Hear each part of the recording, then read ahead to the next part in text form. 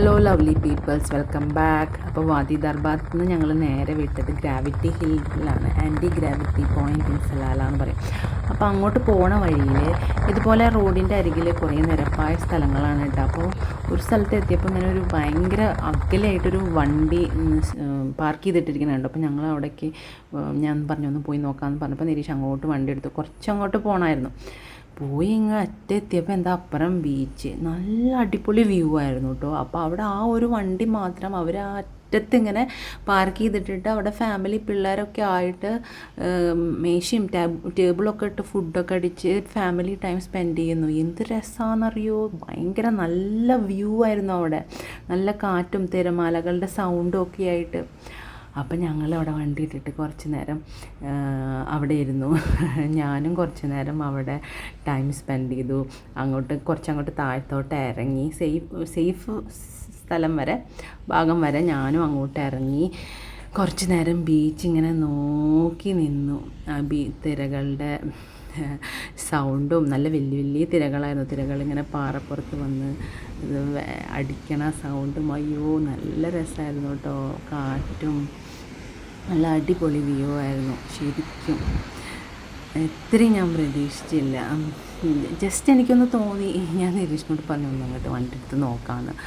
അപ്പം അങ്ങനെ നോക്കിയതാണ്. അല്ലാതെ ഇതിവിടെ അങ്ങനെ ടൂറിസ്റ്റ് പോയിൻറ്റോ അങ്ങനെയൊന്നുമല്ല. അങ്ങനെ ഞാൻ കണ്ടുപിടിച്ചൊരു ടൂറിസ്റ്റ് പോയിൻ്റായിരുന്നു അത്. ഗ്രാവിറ്റി ഹിൽസ് സലാലയിലേക്ക് പോകുന്ന വഴിക്കാണ്. ഇവിടുന്ന് അങ്ങോട്ട് പോകുമ്പോൾ പിന്നെ വേറൊരു പാർക്കുണ്ട്, അതിന് മുന്നേ ആയിട്ടാണ് ഇത്.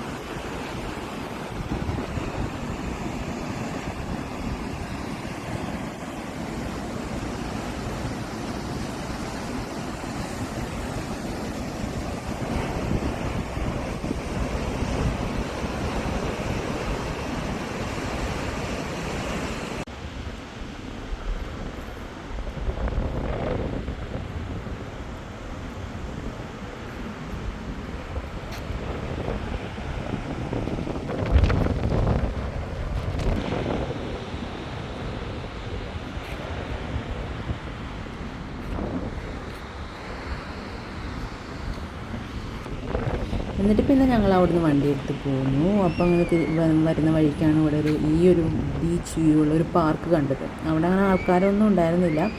അവർ ഈ പാർക്ക് ഇങ്ങനെ സെറ്റ് ചെയ്ത് കൊണ്ടിരിക്കുന്നേ ഉള്ളൂ എന്ന് തോന്നുന്നു. ഒരുവിധമൊക്കെ പണി കഴിഞ്ഞിട്ടുണ്ട്, പക്ഷെ അത് ആൾക്കാർ അറിഞ്ഞു വരുന്നേ ഉള്ളൂ എന്ന് തോന്നുന്നു. പിന്നീട് ഞങ്ങൾ ആ വഴിക്ക് ചേട്ടനായിട്ട് ഫാമിലിയായിട്ട് വരുമ്പം അവിടെ ആ ടൈമിൽ വീക്കെൻഡ് ടൈമിലൊക്കെ ഒരുപാട് ആൾക്കാരുണ്ടായിരുന്നു കേട്ടോ. ഞങ്ങൾ തേഴ്സ്ഡേ ടൈമിൽ ആ വഴി വരുമ്പോൾ എന്നിട്ട് അവരായിട്ട് ഇറങ്ങിയിരുന്നു. അപ്പോൾ ഒരുപാട് ആൾക്കാരുണ്ടായിരുന്നു. ഇപ്പോൾ വരുമ്പോൾ ഒരു മനുഷ്യക്കുഞ്ഞുണ്ടായിരുന്നില്ല.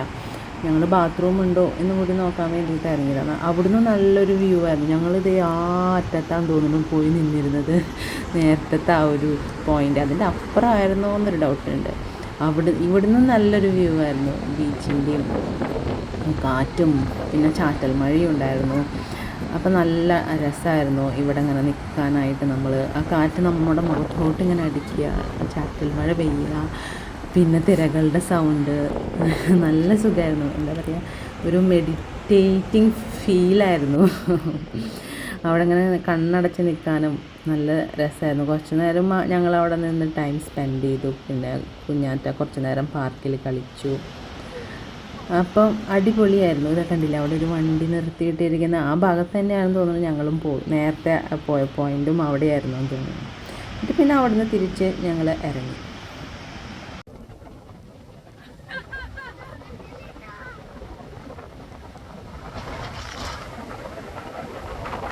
ഗ്രാവിറ്റി ഹിൽ എന്ന് പറയണത് ശരിക്കും അത് ഒരു റോഡാണ്. നമ്മൾ ജബൽ സംഹാനിലേക്ക് പോണ വഴിയിലേക്കുള്ള ഒരു റോഡാണ്. ആ റോഡിൽ സ്ലോപ്പായിട്ടുള്ള റോഡാണ്. അതായത് അവിടെ അങ്ങനെ നമ്മൾ ഒരു സ്ലോപ്പായിട്ടുള്ള റോഡ്. അപ്പോൾ അവിടെ വണ്ടി നമ്മൾ നിർത്തുകയാണെങ്കിൽ അത് തന്നെ കയറിപ്പോവും.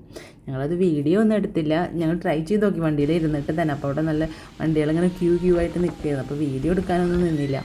അപ്പോൾ ആ പോയിന്റിൽ വണ്ടി നിർത്തിയിട്ടാൽ ആക്സിലേറ്റർ കൊടുക്കാതെ തന്നെ വണ്ടി കയറി പോവുക. അതുപോലെ എന്തെങ്കിലും നമ്മൾ റോൾ ചെയ്യണ സാധനങ്ങൾ ബോട്ടിലോ വെള്ളത്തോടെ കൂടെ ബോട്ടിലോ അങ്ങനെയൊക്കെ വെക്കുകയാണെങ്കിൽ തന്നെ അത് റോൾ ചെയ്ത് പോവും, മേലോട്ട് കയറിപ്പോവും. അങ്ങനെയാണ്. അതെ, അങ്ങനെയാണ് കേട്ടോ. പക്ഷെ അത് ഞങ്ങൾ വീഡിയോ ഒന്നും എടുത്തില്ല. അപ്പോൾ ഇനി നേരെ പോണത് ഞങ്ങൾ ജബൽ സംഹൻ എന്ന് പറഞ്ഞിട്ടുള്ളൊരു മൗണ്ടെയിൻ വ്യൂവിലേക്കാണ്. അവിടേക്ക് പോണ വഴിയാണിത്. നല്ല അടിപൊളി പോണ വഴി നല്ല അടിപൊളിയായിരുന്നു. പക്ഷേ നല്ല ഫോഗി ക്ലൈമറ്റായിരുന്നു. അപ്പോൾ പോണ വഴിക്ക് ഇതുപോലെ ഒട്ടകങ്ങളും പശുക്കളും ഒക്കെ നടക്കുന്നുണ്ടായിരുന്നു. അപ്പോൾ സൂക്ഷിച്ച് വേണം അങ്ങനെ പോവാൻ, സ്പീഡ് ലിമിറ്റ് വെച്ചിട്ട് വേണം പോവാൻ. നല്ല ഫോഗും ഉണ്ട്, നമ്മൾ പെട്ടെന്ന് കാണില്ല. ഒട്ടകങ്ങൾ കൂട്ടത്തോടെ ആണെങ്കിൽ കാണും, ചിലപ്പോൾ പശുക്കളൊക്കെ റോഡിൻ്റെ അരികിൽ ഒക്കെ ഇങ്ങനെ നിൽക്കുന്നുണ്ടാവും, കാണാൻ പറ്റില്ല നമുക്ക്. ഒറ്റയായിട്ടും രണ്ടായിട്ടൊക്കെ നിൽക്കുന്നുണ്ടാവും. ഒട്ടകങ്ങളാണെങ്കിൽ പിന്നെ കൂട്ടത്തോടെ നമുക്കതും കണ്ടേക്കണത്. അപ്പോൾ ഇതാണ് ആ ഒരു ജബൽ സംഹൻ എന്ന് പറഞ്ഞ വ്യൂ പോയിൻറ്റ്. ഞങ്ങൾ അവിടേക്ക് എത്തി. ഈ ഏറ്റവും ടോപ്പ് വ്യൂ ആണിത്. അവിടെ നിന്ന് നോക്കുമ്പോൾ ഇതുപോലെ ക്ലൗഡി ആയിട്ട് നമ്മൾ താഴെ ക്ലൗഡ്സ് പക്ഷെ കുറവാണെന്ന് തോന്നുന്നു, നല്ലോണം ക്ലൗഡി ആയിട്ടില്ല എന്ന് തോന്നുന്നു. എന്നാലും കുഴപ്പമില്ല, നല്ല രസമായിരുന്നു വ്യൂ, നല്ല കാറ്റായിരുന്നു. ഇതേ സ്ഥലത്തേക്ക് തന്നെ ഞങ്ങൾ 2 ദിവസം കഴിഞ്ഞ് വന്നിട്ടുണ്ടായിരുന്നു കേട്ടോ. അപ്പോൾ ഫുൾ ഫോഗായിരുന്നു. ഈ ഫോഗൊക്കെ ക്ലൗഡൊക്കെ മേലോട്ട് കയറി മിസ്റ്റ് പോലെയായിട്ട് ചേട്ടനും ഫാമിലിയായിട്ട് വന്നപ്പോൾ അയ്യോ നല്ല കാറ്റും നല്ല മിസ്റ്റും ആയിരുന്നു, ഒന്നും കാണാൻ പറ്റിയിരുന്നില്ല. അങ്ങനത്തെ ഒരു അവസ്ഥയായിരുന്നു ഇത്. 1 ഡേ ആഫ്റ്റർ 2 ഡേയ്സ് ഞങ്ങൾ ആദ്യം പോയ ടൈമിൽ ഇങ്ങനെയായിരുന്നു വ്യൂ. താഴോട്ട് നോക്കുമ്പോൾ നല്ല അടിപൊളിയായിരുന്നു, നല്ല കാറ്റൊക്കെ ആയിട്ട്, നല്ല ക്ലൗഡി ഫോഗി ആയിട്ടുള്ളൊരു അറ്റ്മോസ്ഫിയർ. ഇതും ഒരു ഫേമസ് ടൂറിസ്റ്റ് അട്രാക്ഷനാണ്. എനിക്ക് തോന്നുന്നു ഖരീഫ് അല്ലാത്ത സമയത്തും ഇവിടെ വന്നാൽ ഇങ്ങനെ ഒരു ക്ലൗഡി ഫോഗി അറ്റ്മോസ്ഫിയർ ഉണ്ടാവും. ഇവിടെ ശരിക്കും വരേണ്ട ടൈം, ഞാൻ ഈ വീഡിയോസൊക്കെ നോക്കിയപ്പം ഇങ്ങനെ കമൻറ്റ്സ് കണ്ടു, മോർണിംഗ് ഒന്നില്ലെങ്കിൽ ഏർലി മോർണിംഗ് അല്ലെങ്കിൽ 6 to 7 to 8 AM ആ ടൈമിലൊക്കെ വന്ന അടിപൊളിയായിരിക്കും എന്നുള്ള കമൻറ്റ്സ് ഞാൻ കണ്ടിട്ടുണ്ട്. അപ്പോൾ ശരിക്കും തോന്നുന്നു ആ ഒരു മോർണിംഗ് ടൈമിലാണ്, ഏർലി മോർണിംഗ് ടൈമിലാണെന്ന് തോന്നുന്നു ഇങ്ങനത്തെ വ്യൂ പോയിൻറ്റിലൊക്കെ വരേണ്ടത്. അപ്പോൾ ചിലപ്പം ഖരീഫ് അല്ലാത്ത ടൈമിലൊക്കെ വരുമ്പോൾ നല്ല അടിപൊളിയായിരിക്കും. ഇനി നെക്സ്റ്റ് ഡെസ്റ്റിനേഷൻ എന്ന് പറയുന്നത് തായിക് കേവാണ്. അത് മറ്റൊരു ഫേമസ് ആയിട്ടുള്ള ടൂറിസ്റ്റ് അട്രാക്ഷനാണ്. അത് ഒരു ഹൈക്കിംഗ് പോയിൻ്റ് പോലെ ഏരിയ പോലെയാണ്. എനിക്ക് തോന്നുന്നു ഖരീഫ് സീസണിലേക്കാളും അല്ലാത്ത ടൈം വന്നാലും നല്ല ഹൈക്കിംഗ് ട്രക്കിംഗ് ഒക്കെ ചെയ്യാൻ പറ്റിയ അടിപൊളി സംഭവമാണെന്ന് തോന്നുന്നു. ഈ ടൈമിലൊക്കെ അവിടെ കുറച്ച് സ്ലിപ്പറി ഒക്കെ ആയ ഒരു ഏരിയ ആണെന്നാണ് തോന്നുന്നത്. അപ്പോൾ അവിടേക്ക് പോണ വഴിയാണ് കേട്ടോ. അവിടെ പോണ വഴിയിൽ ഇതുപോലെ നല്ല പച്ചപ്പൊക്കെ ആയിട്ട് ഒരു മുട്ടക്കുന്നൊക്കെ പോലത്തെ ഉള്ളൊരു സ്ഥലങ്ങളാണ്. റോഡിൻ്റെ അപ്പുറം ഇപ്പുറം ഡെസേർട്ട് പോലെ, റോഡിൻ്റെ അപ്പുറം ഇപ്പുറം ഇതുപോലെ ഫുൾ പുല്ലും, ചില സ്ഥലത്ത് നല്ല മരങ്ങളും നല്ല ഷേപ്പ് ചെയ്ത് കട്ട് ചെയ്ത് വെച്ചിരിക്കുന്ന മരങ്ങൾ പോലെ തോന്നും, പക്ഷേ നാച്ചുറലാണ്. അതുപോലെ തന്നെ ഈ ബ്ലാക്ക് കരിങ്കല്ല് പോലെ കല്ലുകൾ അവിടെ ഇവിടെയൊക്കെ കാണാം. ചില സ്ഥലം ഫുൾ കരിങ്കല്ല്, പുല്ലുകളുടെ ഇടയിൽ ഫുൾ കരിങ്കല്ല്, അങ്ങനെയായിരിക്കും. അപ്പോൾ ഇതാണ് തായ് കേവ്. ഞങ്ങൾ പോയിന്റിലെത്തി അവിടേക്ക് പോയിക്കൊണ്ടിരിക്കുകയാണ്. അവിടേക്ക് ഇങ്ങനെ ഒരു വഴി പോലെ കാണാണ്ട്. അവിടെ ഞങ്ങൾ പോകുമ്പോൾ അധികം ആരും ഉണ്ടായിരുന്നില്ല, ആൾക്കാർ. ഏതൊരു ഫാമിലി ഇങ്ങനെ പട്ടം പറത്തുന്നുണ്ടായിരുന്നു വേറെ ഏരിയയിൽ. ഇതാണ് പോയിക്കൊണ്ടിരിക്കുന്നത്. ഞങ്ങളങ്ങോട്ട് ആ പോയിന്റിലോട്ട് പോയിക്കൊണ്ടിരിക്കുകയാണ്. ഇതുപോലെ തന്നെ ഒരു മൗണ്ടെയിൻ വ്യൂ ആണ് അത്, അത്രയേ ഉള്ളൂ. പക്ഷേ നല്ല രസമാണ് അവിടെ പോയി നിന്ന് നോക്കാൻ. ഇതാണ് അങ്ങോട്ട് പോകുന്നൊരു വഴി, കണ്ടില്ലേ, മൊത്തം ഇങ്ങനത്തെ കല്ലുകൾ. പിന്നെ ഈ ഒരു ചെടി എപ്പോഴും അവിടെ ഇവിടെയൊക്കെ കാണാം കേട്ടോ അവിടെ. അപ്പോൾ മൊത്തം ഇങ്ങനത്തെ കല്ലുകളാണ് അവിടെ. ഈ കാർട്ടൂണിലും ആനിമേഷൻ മൂവിയിലൊക്കെ കാണുന്ന പോലെ സ്പേസിൽ നിന്ന് ഈ ഉൽക്കകൾ വന്ന് അടിച്ച് വീഴില്ലേ, അപ്പോൾ സ്പ്രെഡ് ആവില്ല ഇങ്ങനെ കല്ലുകൾ, അതുപോലത്തെ ഒരു സ്ഥലം. അങ്ങനെ ശരിക്കും അങ്ങനെയാന്ന് തോന്നുന്നു. പണ്ടെങ്ങാനും കുറേ കാലം മുന്നേ അങ്ങനെ വന്ന് അടിച്ച് വീണത്, അങ്ങനെ എന്തെങ്കിലുമൊക്കെ ആയിരിക്കും. ഇതുപോലെ ചില സ്ഥലങ്ങളിൽ ഇങ്ങനെ സിങ്ക് ഹോൾ പോലുള്ള സ്ഥലങ്ങൾ ഓക്കെ അല്ലേ? അപ്പോൾ ചിലപ്പോൾ അങ്ങനെയൊക്കെ ആവാട്ടെ, ഞാൻ ഊഹിച്ച് പറയുകയാണ്, എൻ്റെ ഒരു ഊഹാഭോഗങ്ങൾ ഞാൻ പറയുകയാണ്. അങ്ങനെയായിരിക്കാം, കാരണം അവിടെ മൊത്തം ഇങ്ങനെ ഈ ഉൽക്ക വന്നടിച്ച പോലെയുള്ള കല്ലുകളാണ് ആ ഭാഗത്ത് മൊത്തം ഉള്ളത്. കാണുമ്പോൾ തന്നെ നമുക്ക് അതിശയമാവും. ഞാൻ ഫസ്റ്റ് ടൈമാണ് പോണത്, അത് കൊണ്ടാണ് എനിക്ക് അതിശയമായി തോന്നിയത്. ഇതുപോലെ അങ്ങോട്ട് പോണ വഴിക്ക് കണ്ടില്ലേ, ഇതുപോലെ ആകെ കല്ലുകളാണ്. അപ്പോൾ കുറച്ച് സ്ലിപ്പറിയും ആയിരുന്നു കേട്ടോ അവിടെ. പക്ഷെ അവിടെ അറ്റത്തെത്തിയപ്പോൾ നല്ല അടിപൊളി വ്യൂ ആയിരുന്നു കേട്ടോ, നല്ല സൂപ്പർ വ്യൂ ആയിരുന്നു. ആ ഒരു ഭാഗം എന്താണ് കേവ് എന്ന് പറയണത് എന്താണെന്ന് എനിക്ക് കറക്റ്റായിട്ട് മനസ്സിലായിട്ടില്ല. എനിക്ക് തോന്നുന്നു ഈ ഭാഗത്ത് ഇനിയും എവിടേക്കൊക്കെയോ പോകാനുണ്ട്. ഈ ഒരു ഖരീഫ് സീസൺ ആയ കാരണം മഴ പെയ്തതും കൊണ്ടും ഒക്കെയാണെന്ന് തോന്നുന്നു. അങ്ങനെ ഒരു ട്രെക്കിംഗ് ഏരിയ ആണ്. അപ്പോൾ അങ്ങോട്ട് ആ കേവ് ഏരിയയിലേക്ക് പോകാൻ ഇപ്പോൾ പറ്റില്ല എന്ന് തോന്നുന്നു. സ്ലിപ്പറി ആണ്, അങ്ങനെ കുറച്ച് പ്രശ്നങ്ങളായ കാരണം തോന്നുന്നു, അറിയില്ല. നമ്മൾ തായ് കേവ് നോക്കുമ്പോൾ ഒരു കേവിൻ്റെ ഉള്ളിലോട്ട് പോകുന്നൊരു വീഡിയോയും ഫോട്ടോയും ഒക്കെ കാണാൻ പറ്റുന്നുണ്ട്. പക്ഷേ അങ്ങനെ ഒരു ഇത് കിട്ടിയില്ല. നമ്മൾ ഒരു മൗണ്ടെയിൻ വ്യൂ, ഏറ്റവും ടോപ്പിൽ വന്ന് നിന്ന് താഴോട്ട് നോക്കുന്നൊരു വ്യൂ, ആ അറ്റത്ത് കണ്ടില്ലേ, അവിടെ ഒരു കേവ് പോലുള്ളൊരു കാർവ് ചെയ്ത് വെച്ചിരിക്കുന്ന ഒരു ഇതുണ്ടായിരുന്നു. പക്ഷേ ആ ഫോഗ് കാരണം നമുക്കൊന്നും കാണാൻ പറ്റിയില്ല. അത് കഴിഞ്ഞിട്ട് അത് കണ്ടിട്ട് പിന്നെ അവിടുന്ന് നമ്മൾ നേരെ തിരിച്ചു പോണ വഴിക്കായിരുന്നു സിങ്ക് ഹോള്. അവിടേക്കാണ് ഇപ്പോൾ പോയിക്കൊണ്ടിരിക്കുന്നത്.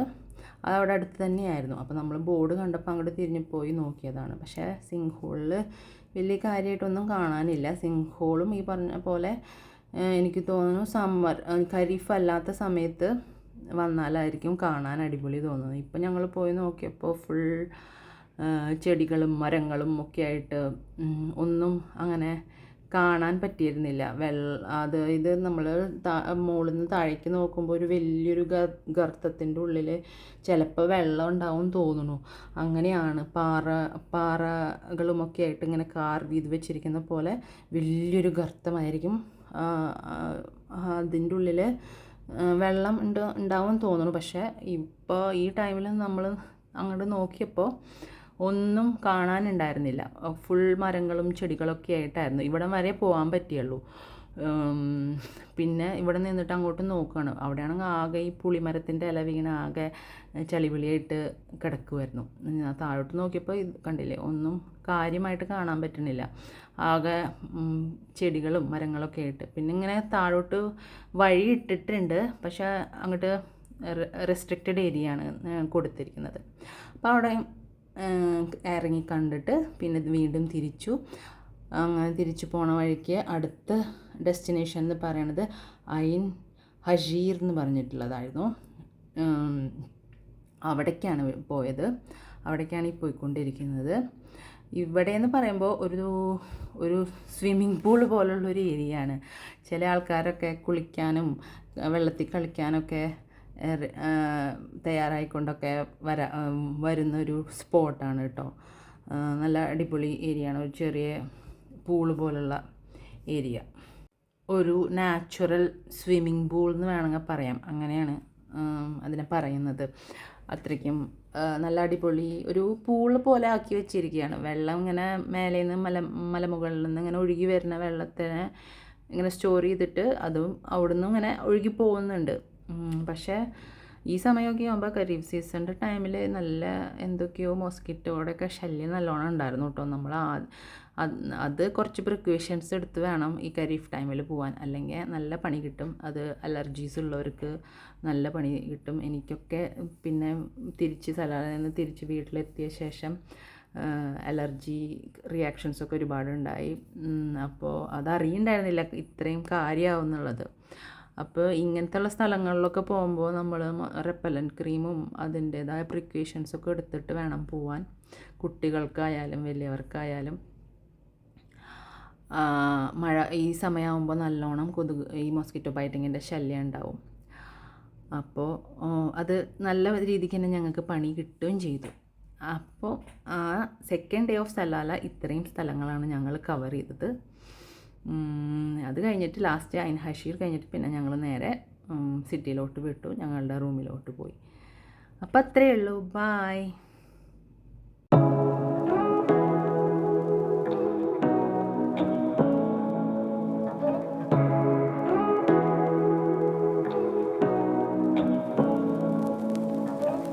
what you wanna say.